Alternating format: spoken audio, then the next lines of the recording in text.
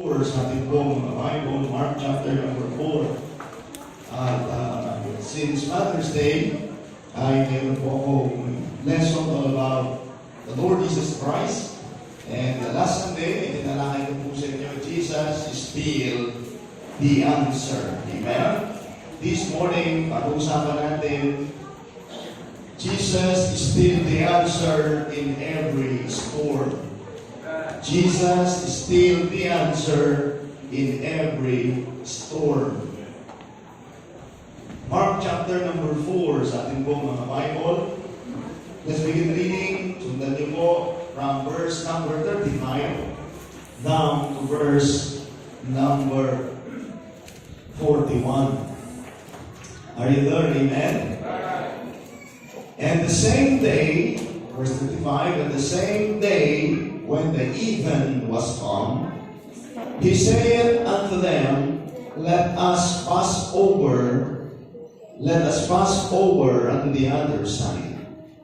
And when they had sent away the multitude, they took him even as he was in the ship. And there were also with him other little ships. And there arose a great storm of wind, and the waves beat into the ship, so that it was now full. And he was in the hinder part of the ship, asleep on a pillow. And they awake him, and say unto him, Master, carest thou not that we perish? And he arose and rebuked the wind, and said unto the sea, Peace, be still. And the wind ceased, and there was a great calm. And he said unto them, Why are ye so fearful? How is it that ye have no faith? And they feared exceedingly, and said one to another, What manner of man is this, that even the wind and the sea obey him? Jesus is still the answer in every storm. Let's go to the word of prayer. Loving Father, once again, we thank you so much for this wonderful day that once again you give to every one of us. And thank you for allowing us in this great place this morning to be a part of the ministry. Thank you so much for those inspiring songs that we heard. Also, sa lesson po namin for the Sunday School and the presentation for the ministry. Dear Lord, please help us as we study the Word this morning. Give me wisdom in preaching the Word. Now, Panginoon, ay maintindihan ng bawat isa. Wala akong ibang layunin kundi ibigay ang iyong mga salita at maunawaan ng bawat isa, Panginoon. Maaring magiging kakayanan kami ng ilan sa mga disipulo ng aming Panginoon na isang araw haharap sa mga bagyo ng buhay. Kaya, Panginoon, tulungan niyo po kami na sana ay ma-develop ang aming patuloy na pananalig sa inyo. Gamitin niyo po kung ngayong umaga ay natin ginawa kay Jesus Cristo. Ito po lahat ang aking dalangin sa pangalan ng Panginoong Jesus. Amen. Amen. Thank you so much. Magandang umaga po sa inyong lahat. Makakaupo na po kayo. Now, ang talatang binasa po natin ay ito po ay pangyayari sa buhay at ministeryo ng ating Panginoon. So put it in your mind na noong ang Panginoong Jesucristo dito ay bumaba sa lupa na kasama ng mga tao. Amen? At pumili siya ng 12 alagad. And of course, meron po siyang mga tinatawag na mga disciples. Pag sinabi natin mga disciples, they were the followers of the Lord Jesus Christ. And from the disciples, mula doon sa mga disipulo niya, na tagasunod niya, ay doon pumili siya ng 12 alagad. At yung mga 12 alagad na ito, ito yung kanyang maraming beses na kasama sa kanyang mga gawain sa mga ministry at sa kung saan man siya pumunta. And this time, ito po yung pagkakataon na ang ating Panginoon ay muling kanyang ipapakita ang ministry sa bawat kanyang mga kasama. So narito po ay sila po kasama niya together with his disciples ay sila po ay naglalakbay at lumipat sila sa ibang lugar and wala pang ibang sapagkat kung titignan natin sa panahon ng ating Panginoong Jesucristo ay nandoon na siya po ay umikot at nag-minister sa mga maraming lugar. At sa pangyayaring ito ay makikita natin mga kapatid batay sa talatang binasa po natin ay sila po ay nakaranas sa kanilang paglalakbay sa patungo sa ibayo ay naroon na mayroong nagkaroon ng hindi magandang panahon. Okay? At ang sabi po ng Bible dito, kasama niya together with his disciples, and this time, dito sa pagkakataong ito, ay makikita natin na ating Panginoon ay nagpahinga at masarap ang kanyang tulog. Ang sabi ng Diyos, with a pillow. Na samantalang sabi nga ng ating Panginoon, foxes have holes, and birds have nests, but the Son of Man hath not to lay his head. But this moment, this situation right here ay together with his disciples, kasama niya ang kanyang mga alagad, sila'y naglalakbay sa isang sasakyang pandagat, lulan sila, at naroon siya sa pinakalikod ng barko at siya po ay nagpahinga nakatulog at masarap ang kanyang tulog. Amen? At napagandang pangyayari. Now, sa pagkakataon po ito mga kapatid, sabi ko nga sa inyo, dito sa pag-uusapan natin ay may mga i-emphasize ang ating Panginoon at may mga ituturo sa inyo, i-emphasize sa inyo ang mga ilang katotohanan that Jesus has the authority over nature and His power to overcome even sa mga challenging moments at mga sirkumstansya. At ang makita natin dito yung kahalagahan talaga ng pagtitiwala sa Panginoon. At may mga pagkakataon na pwede po kayong magduda na kagaya ng mga disipulo, pero napakahalaga na ang ating Panginoon nagpakita siya ng magandang example. At ito po ay mag-encourage and it encourage us as a believer, brethren, to see life in the time of a storm is an opportunity for God to prove yung kanyang pagiging Diyos. At pagkakataon din na mag-grow yung ating pananampalataya sa ating Panginoon. Now, yung storm na binabanggit dito ay literal talaga na nangyari. At ang storm din sa panahon po natin ngayon ay nagsasalarawan ng mga hamon at mga pagsubok sa buhay po natin. Sino mo makakapagtaas ng kamay ng ibig sabihin ng pagtaas ng rain storm? Marami akong mga naranasan ng mga bagyo. Maliban sa literal na bagyo, ay may mga bagyo, mga challenging moments sa buhay mo bilang isang tao. Salamat po. Sabi natin ako doon, marami. Salamat. Lahat po tayo may mayroong mga pinagdadaanan. Pero ito po lagi natin kong sinasabi mga kapatid. Ano man ang pinagdadaanan ninyo ngayon, daanan nyo lang. Huwag kayong manatili dyan na patuloy tayo sa Panginoon.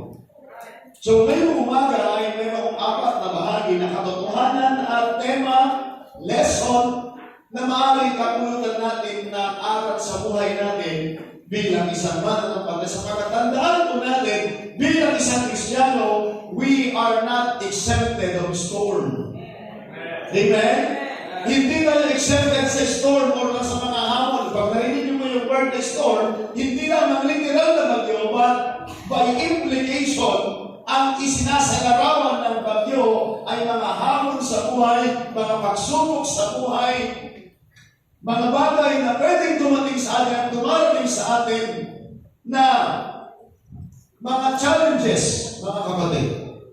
So, ulitin ko po, kay mananampalataya, kay hindi mananampalataya, lahat tayo dadaan dyan. At makita natin dito mga kapatid na even ang ating Panginoong Jesucristo ay nakaranas ng literal na bagyo together with His disciples. Kaya nga lang mga kapatid, ang makikita natin dito, of course, in action ng ating Panginoong Jesucristo at ganoon din ang respond ng mga disciple ng ating Panginoong Jesucristo sa panahon ng bagyo.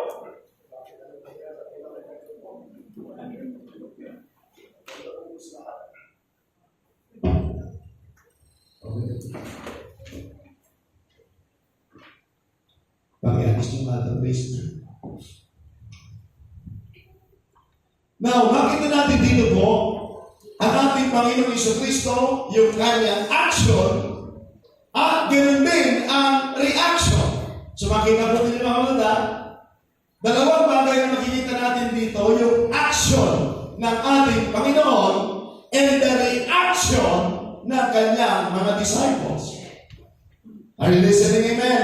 Yes. Sabi ko nga sa inyo dito, makikita natin the action of the Lord Jesus Christ pagdating ng bagyo at ganoon din yung reaction ng bawat disipulo na kanyang kasama. But in those times na nangyari ang pangyayaring ito sa ministeryo ng ating Panginoon. Kaya sabi ko kasi mga kapatid, mayroon tayong lesson na matututunan. So ulitin ko po, ang bagyo ay tumutukoy sa mga pagsubok sa buhay, tumutukoy sa mga hamon ng buhay. Kaya nga mga kapatid, ano kaya din kung tayo ang mangyayari sa ganitong pagkakataon, ano din ang iyong magiging reaction?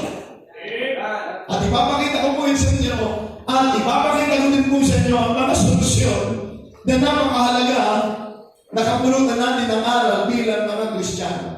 So ulitin ko po, ito mismo ay nangyari in the time of our Lord and Savior Jesus Christ. Na ang bagyo, literal na bagyo na nangyari sa kanila at meron din po literal na bagyo na nangyari po sa atin. But of course, sabi ko sa inyo by implication, ang bagyo ay tumutukoy sa mga hamon, sa mga pagsubok sa buhay. Kaya napakahalaga din na sana ay matutunan natin at ano din ang ating magiging reaction at paano po tayo gagawa ng desisyon sa panahon na dumating sa ating mga bagay nito. Amen? Wala na ang Panginoon dito sa lupa, siya nasa langit, ba't naniniwala tayo na still ang ating Panginoon ay nag-i-exist? Amen? We strongly believe na meron po tayong sa theology tinatawag na the omnipresent God, meaning to say that He is everywhere present, and also we have the all-knowing God. That means God knows everything.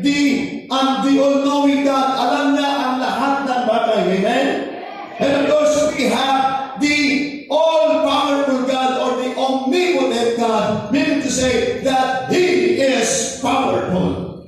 At hanggang ngayon ay pwede nating maranasan, and God is still working in me and working in you and can work at patuloy na magtatrabaho kung tayo lang ay magtitiwala sa ating Panginoon. Now the first thing na makita natin dito, the highlights of this lesson this morning and the key things, mga tema at mga lessons na makikita natin dito is number one is the highlights, Jesus' divine authority and power.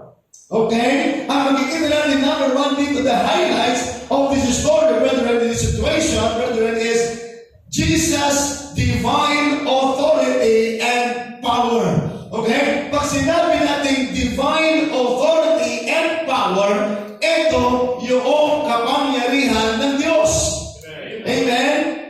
Alam niyo po, napakahalaga na makita natin yung kapangyarihan ng Diyos. At ang kapangyarihan ng Diyos ay hindi limited. Amen? Kundi ito ay unlimited. And this time, bakit sinabi ko kung hindi limited? Sapagkat His power na nakita natin dito is over nature.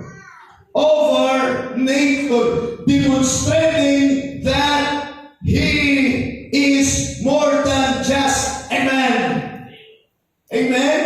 mas higit pa sa tao na pagkaalam ng mga iba. Akala din ang ating Panginoon ay tao lang.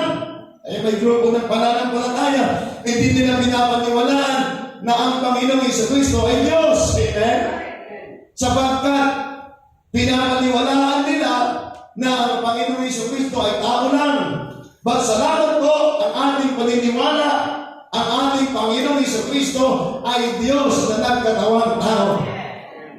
At kung ordinaryong tao lamang siya, nakagaya natin, sino ang ordinaryong tao na makakagawa ng ginawa ng ating Panginoon? Amen? Kaya mga kapatid,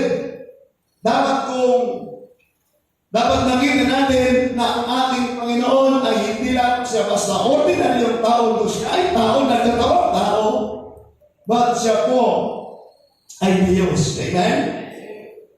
Now, let's take a look mga kapatid dito po sa verse number 39. So sabi ko sa inyo, number 1, the highlights of Jesus' divine authority and power over nature, demonstrating that He is more than just a man. He has the ability to command. He has the ability to command. Now in verse number 39, narito po ang pangyayari. Ang sabi nga po ng Bible, so narito, sabi niya sa kanyang mga disciple, let us pass over to the other side. So sumakay sila sa kanilang sasakyan, pandagat. And of course, magkaiba po yung barko noong unang panahon sa barko sinasakyan ni Brother Toto. At ito yung mga manual pa na mga barko. And medyo hindi naman gaano kalakihan ang mga barko ito na ginagamit sasakyan pang ginagamit nila ng mga fisherman back in those times. And siguro noon gumagamit pa sila ng mga layag, baka wala pang makina noong unang panahon. At pag layag ang ginagamit, ay nakapasilanan po sila sa wind. Okay? Now, ang sabi po ng Bible, when they had sent them away multitude, and they took, even as he was in the ship, and there was with other little ship. And there arose a great storm of wind. The waves beat into the sea, so that it was now full. Ano ba ang ibig mong sabihin? Medyo sumungit na ho ang dagat. Amen? At ang sabi ng verse number 38, and he was in the hinder part, nasa hulihan po siya of the ship, silip po na pilaw, and they awake him and said unto him, Master, carest thou not that we perish? So ito na nung nakaranas, sabi po ng Bible, binabangga na ho yung kanilang barko ng malakas na alon, at ang sabi po ng Bible, mapupuno na po yung malapit na full na nga sinabi ng Bible. So possibly, pwede na po at malapit na po itong lumubog. At nakita yan ng kanyang mga disciple. Sa sobrang lakas ng hangin. Well, of course, alam niyo kayo tayo po, alam natin na ang nagbibigay ng action doon sa tubig ay yung hangin. Ang sabi ng Bible, talagang malakas ang hangin, hinahampas ng hangin. Kaya ngayon, yung kanilang barko ay sabi ng Bible ay malapit na lumubog. At siya po'y nandoon sa likuran ng barko at ang sarap na kanyang tulog, sleepy na pilaw. Now, sabi po ng Bible, Master, carest thou not that we perish? But ang sabi po ng Bible, and he arose and rebuked the wind and said unto the sea, Peace, be still. Pambihira, no? Siguro yung kanyang mga disciple, just imagine yung reaction ng kanyang mga disipulo. Sabi niya, Panginoon, wala ka ba pakialam na tayo mapapahamak na? Just imagine mga kapatid na wala na sila ng pagtitiwala sa Panginoon. So that is the reaction ng kanyang mga disipulo nung nakita nila yung kanilang kalagayan. Pambihira, yung tulong, hindi man lang, pambihira, kita nyo, hindi man lang nagdahan-dahan na bumulong sana, lumapis sana. Panginoon, alakas, nakiwan. Kita nyo po, alam nyo po, ganyan mo tayo minsan eh. Yung ating reaction, nagpapanik na tayo. Well, pa, sa ating pong pag-aaral mga kapatid, dapat natin maintindihan dito na